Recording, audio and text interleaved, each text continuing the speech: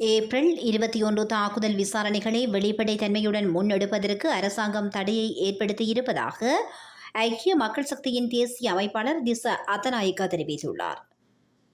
கொழும்பில் உள்ள ஐக்கிய மக்கள் சக்தி தலைமையகத்தில் இன்று நடைபெற்ற ஊடகவியலாளர் மாநாட்டின் போது திஸ்ஸ அத்தநாயக்க இந்த கருத்தை வெளியிட்டுள்ளார். பிரதி பாதுகாப்பு அமைச்சர் அருண ஜெயசேகர பதவியில் இருக்கும் போது உயிர்த்த ஞாயிறு தாக்குதல் விசாரணைகளை நியாயமாக முன்னெடுக்க முடியுமா என்ற சந்தேகம் தமக்குள்ளதாக திஸ்ஸ அத்தநாயக்க குறிப்பிட்டுள்ளார்.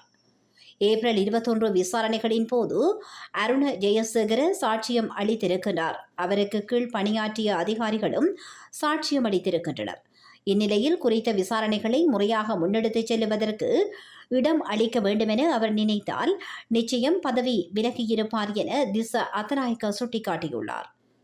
எனினும் அருண ஜெயசேகர அதை செய்யாததன் காரணமாகவே எதிர்க்கட்சிகள் அவருக்கு எதிராக அவநம்பிக்கை பிரேரணை சமர்ப்பித்துள்ளதாக திஸ்ஸ அத்தநாயக்க குறிப்பிட்டுள்ளார். தற்போது நம்பிக்கையில்லா பிரேரணையும் நிராகரிக்கப்பட்டுள்ளது.